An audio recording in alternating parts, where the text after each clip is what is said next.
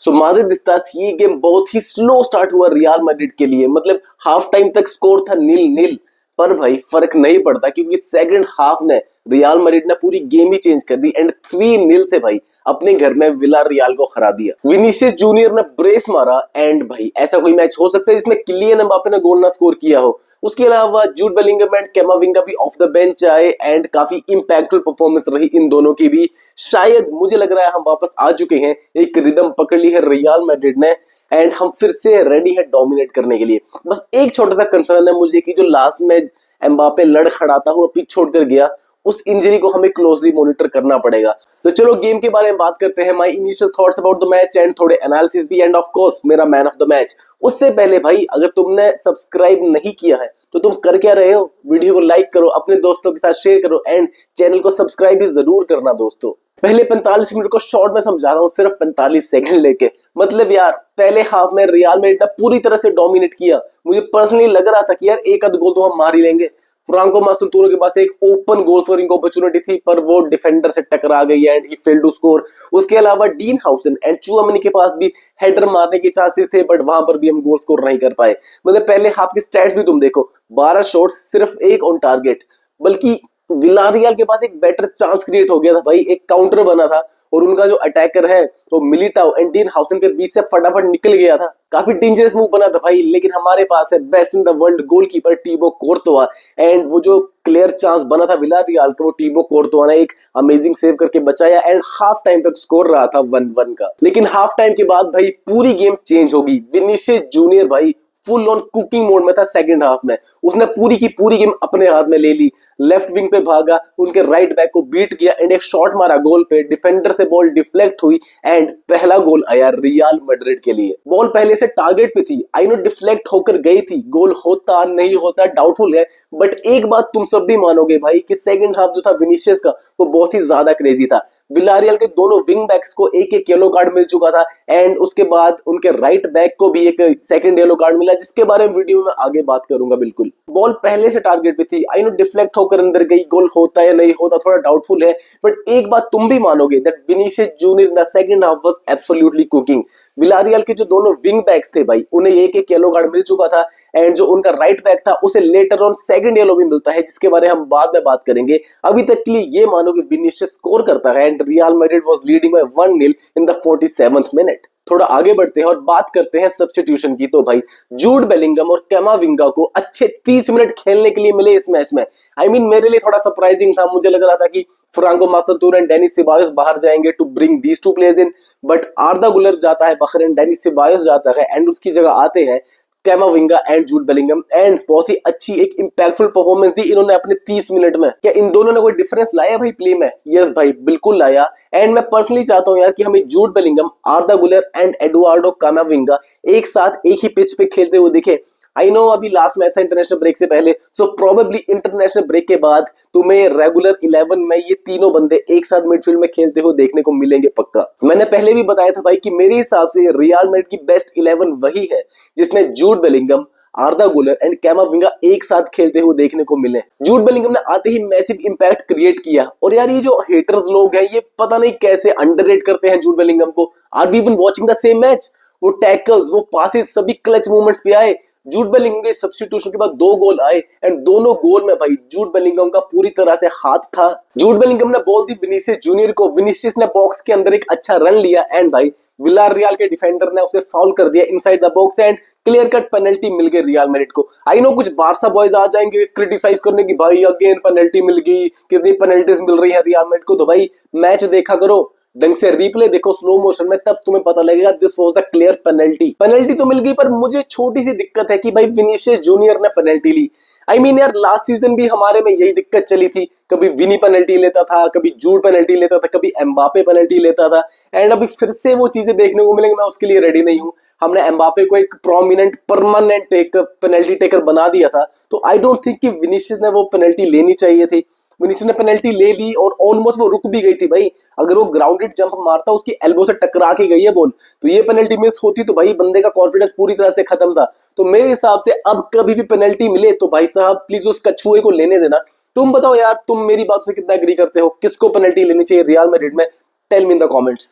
अभी स्कोर 2-0 हो चुका था एंड भाई साहब रियल मैड्रिड के साथ हमेशा एक इशू रहता है कि हम काउंटर अटैक करने देते हैं ओपोनेंट को। मतलब जब तक स्कोर 3-0 या 4-0 नहीं हो जाता ना, पूरा डेंजर बना रहता है मैच में। एंड वही हुआ। मैंने मैच के प्रीव्यू में भी बोला था कि उस जॉर्जियन स्ट्राइकर मिका तोजे से बचकर रहो।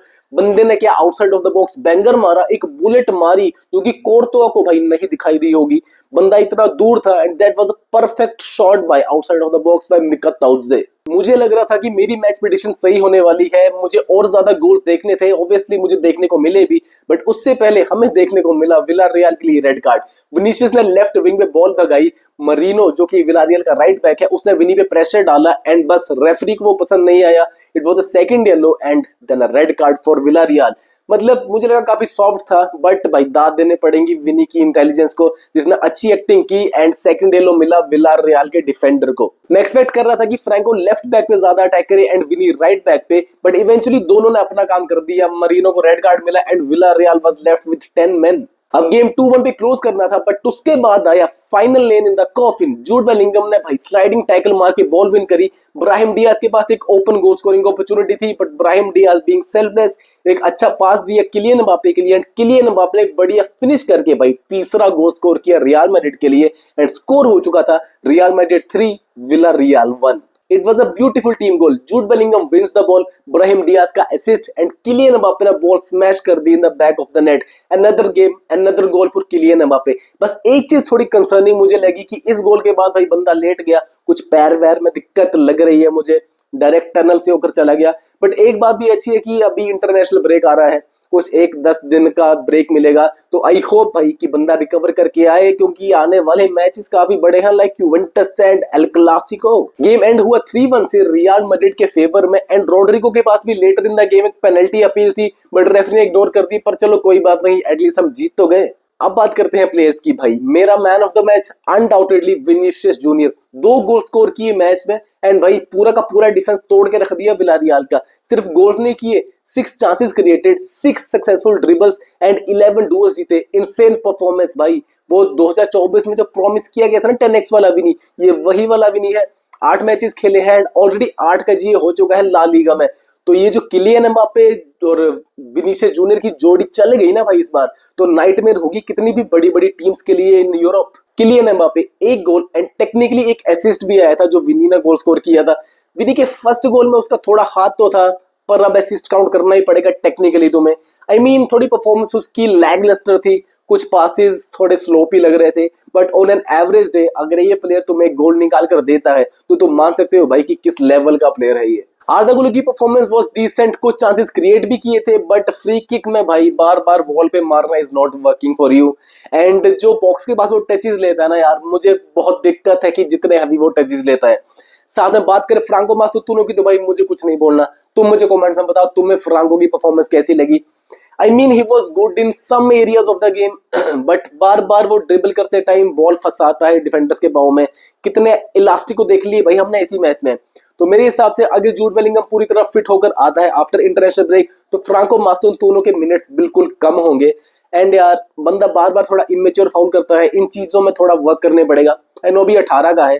जूड बेलिंगम जैसे प्लेयर्स के साथ बैठेगा, सीखेगा, then he will be back to his best मेरे हिसाब से। एंड कोर्तोआ, आज को तो हम बात भी नहीं करते कोर्तोआ की सेव्स, क्योंकि मौके नहीं मिलते।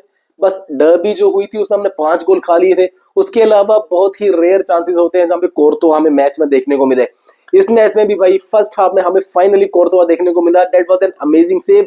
अगर वो सेव कोर्तोआ नहीं करता ना, इट वाज एक्चुअली 1-on-1, तो हम पहले हाफ में ही 1-0 हो चुके होते। एंड फेडे वालवर्डे भाई इंटरेस्टिंगली आज वो राइट बैक पे खेला था। कितने लंबे टाइम के बाद फेडे वालवर्डे कैप्टन आर्म बैंड पहनकर आया था।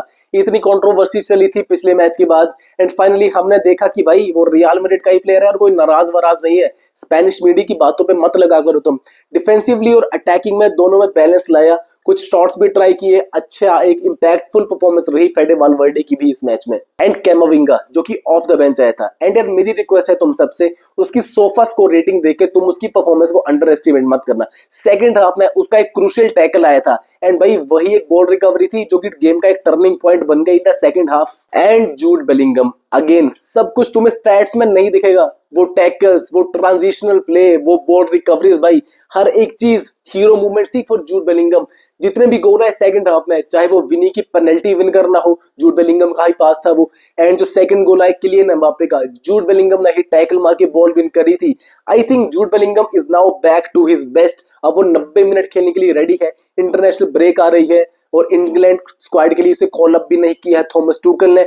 देन आई होप अब वो और ज्यादा रिकवर करे, दोस्तों के साथ बैठे, एंड हमें अगले मैचेस में शायद पूरा जूड बेलिंगम एक 90 मिनट के लिए देखने को मिलेगा। Brahim Diaz off the bench आया, एक असिस्ट बना लिए, तो इतनी इंपैक्टफुल परफॉर्मेंस काफी है कोई 7-8 मिनट के प्लेयर के लिए। दूसरी तरफ रोड्रिगो भी आया, अच्छी फॉर्म में दिखा, अच्छे ड्रिबल्स कंप्लीट किए, एंड एक पेनल्टी भी ऑलमोस्ट विन कर ही ली थी, बट रेफरी ने फाउल ही नहीं दिया उस चीज पे। Final result real Madrid 3 Villarreal 1। एक सॉलिड टीम के अगेंस्ट एक परफेक्टली डोमिनेटिंग परफॉर्मेंस। 70% की लगभग बॉल पोजीशन थी हमारी, 26 शॉट्स लिए थे हमने, मोर देन 700 पासिस किए थे भाई हमने गेम में। सो ऐसी जीत तुम्हें मिले तो भाई काफी कॉन्फिडेंस मिलेगा टीम को। फाइनली मुझे लग रहा है कि यार एक रिदम मिल रही है रियल मैड्रिड की टीम को, एंड अभी तो हम ला लीगा टेबल के टॉप पर चले हैं। बस अगर बारसा आज का मैच हार जाए तो यार इंटरनेशनल ब्रेक से पहले पहले हम ही ला लीगा टॉप पर रहेंगे। सो तुम बताओ तुम्हारे हिसाब से तुम्हारा मैन ऑफ द मैच कौन था? अपने थॉट्स बताओ मैच के बारे में, तुम्हें कितने बेटर लगे players compare to the previous games. उसके अलावा मैचेस चले रहेंगे, इंटरनेशनल ब्रेक आ रहा है, पोर्टुगल के मैचेस के भी वॉच अलोंग करेंगे, एंड रियल मैड्रिड के भी match previews, match reviews and watch along चले रहेंगे। तो प्लीज भाई चैनल को सब्सक्राइब कर लेना, वीडियो को लाइक भी करना, एंड अपने मदरस्ता दोस्तों के साथ शेयर भी करना। तब तक के लिए गुड बाय, हाला मैड्रिड या नादामास।